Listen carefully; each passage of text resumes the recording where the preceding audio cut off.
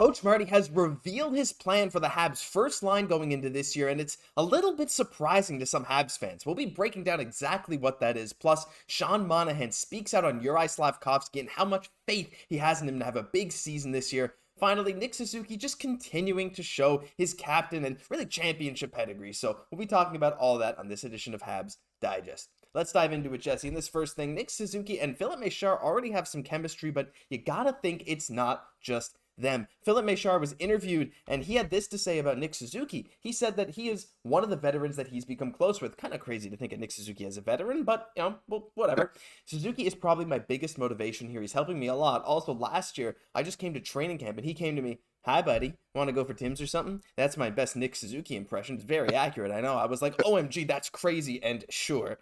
The young energy is coming out in this one, Jesse, but yeah, I mean, in all seriousness, like, Nick Suzuki as a captain, he's just showing every single day why he's got that position, right? He's connecting with these young guys. I mean, like an 18, 19-year-old Mesar coming into his first ever camp last year, and Suzuki first day is like, "Hey, let's go get some food. I want to get to know you." Like, that's just, I feel like we don't even see that from we don't even hear about that kind of stuff from a lot of other captains or even alternate captains out there. And it's awesome to hear. And I love those words that you said earlier, championship pedigree, just so nice. Like, it's amazing. Like, it's saying so much that he could be such a young player and be looked at as a veteran, hey, you want to go to Tim's, like, just what do you think, Josh? Like, what do you think they ordered, like, when they went to Tim's? Oh, that's a good question. I feel like Nick Suzuki is probably like, he seems like a latte guy. I think there's probably a video of it. I know Arber Xhekaj one time in a drive-through, in one of the videos with him and Guhle, I think it was an ice cap and a sprinkled donut. Mesar, I feel like he wanted to be cool, so he probably just ordered a black coffee, right? I don't know, but it's still, again, it's cool, right? You think Nick Suzuki paid? I think he did for sure. No, that's the classy move. I think I know a lot of the time that they get like the younger guys to pay for dinner and everything like that, but I think for that he definitely paid for that bill. Yeah, I mean, it's just really cool though. Again, right, having this young connection and Nick Suzuki being the captain for such a young team. Again, one of the youngest in the entire NHL with one of the youngest captains in the game to boot. The ability to connect with these players, I think, is a little bit underrated sometimes, right? The captaincy often goes to veterans, and again, a lot of those veterans can show their they can connect with the young guys, but to have a guy that is pretty much the same age and that same kind of generation as these young guys, it's extremely important.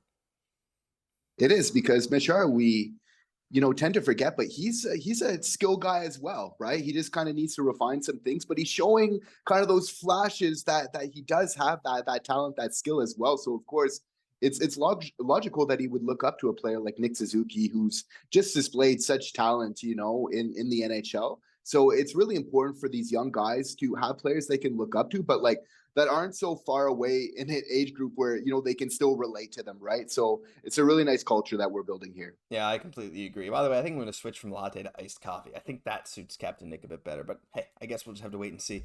But let's dive into some Sean Monahan stuff. Speaking of some veterans on the team, he spoke out on Slafkovsky, and before we get into the quote, I mean, when something about Slafkovsky comes out, if it's from the coaching staff, great. If it's right, like, you understand that they're all hyping him up. But Monahan has clearly shown in their limited time together, he is one of the guys that has the most chemistry with Juraj Slafkovsky. And we know they've talked a good bit off the ice as well.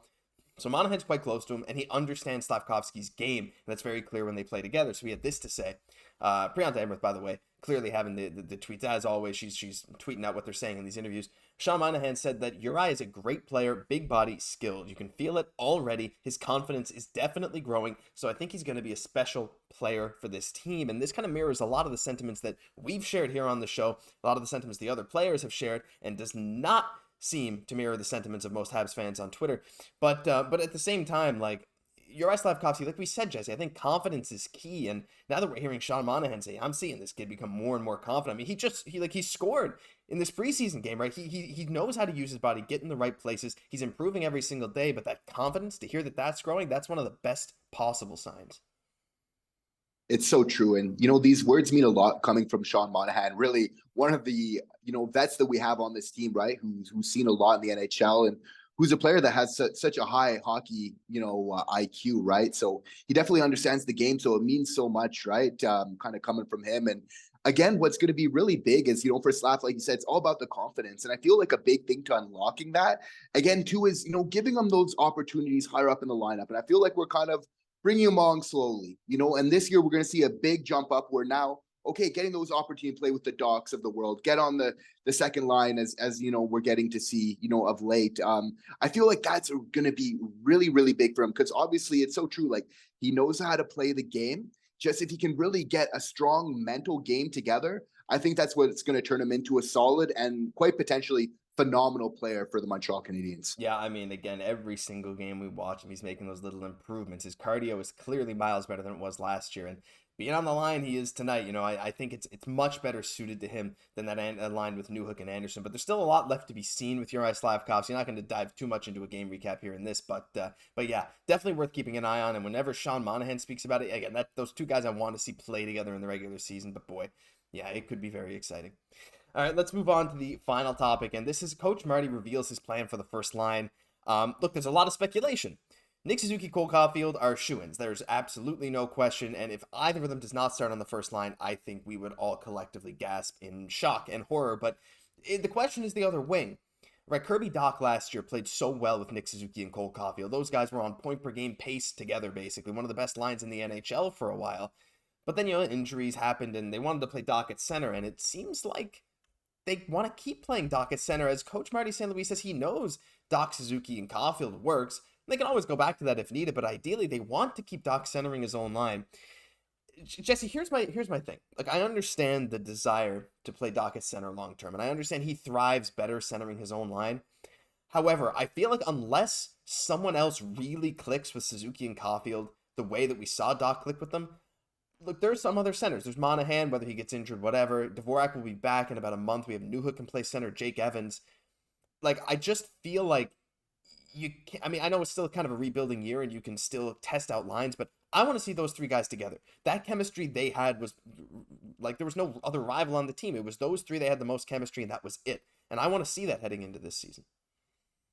Yeah. And they're obviously, by giving Kirby Dach so much opportunities at the second line center, they're showing that this is what they want to do. But I definitely agree. Like for me, it's not the end of the world, right? To have them on a first line together. Now, when you're in preseason, you could say, well, okay, that'd be a good time for them to get their chemistry together. But obviously, like they said, that's more of a known. They want to see, okay, can we develop something? So it makes sense in the preseason that they'd have him as a second line center, get him to play with other players because it does make sense. A big young center that you could build a really solid second line around, like that is appealing. That is why they're trying this. But at the same time, you need to weigh that with, if you're not playing the best possible player with Nick Suzuki and Caufield, then you're not allowing them to get to their full potential. And I believe that we haven't seen that from Caufield or Nick Suzuki because of not having that first line completed. And I believe that if you're doing that, having that first line complete is the difference between Caufield scoring 30 goals and 45 plus, right? And you could argue that there's a lot of value in Caufield scoring 45 goals, possibly having Kirby Dach on the other side of that wing for the whole season, right? So these are all things that we need to think about, but I'm definitely in the same boat. I think unless there's clearly somebody that's better, that, it makes a lot of sense to play that line together. Yeah, it's very interesting because, like, obviously I also see the merits of playing Dach at center. Like, he looked so good there. His face-off struggles are definitely something to note. But yeah, I completely agree. Now, we did see tonight, again, not going to dive too much into a game recap, but Suzuki with Caufield and Monahan, that's not a bad first line either. Monahan fills a lot of the same roles that Dach could. Again, a little bit slower, a little bit older, but still had that great hockey IQ. And Dach with Slav, like, there's so many potential lines as well, right? And there's still a lot of experimentation to be done. So let us know down below, what do you think of these lines? Do you think that Dach should be looked at as a long-term center, or do you agree that Dach, maybe with that first line, that crazy chemistry that we saw, that should stay until maybe the chemistry dies off or until we find someone else that can kind of replace him, because it's a tough situation. It's something we'll definitely have to watch as the season goes on. But that'll do it for this news edition of Habs Digest. If you enjoyed, leave a like, comment, subscribe to the channel. We're almost at 8,000 subs. We're extremely close. So if you're watching at this point in the video and you haven't hit the button, do it now. You won't regret it. I'm Josh Gosse, my co-host Jesse Poirier. We'll catch you in the next one.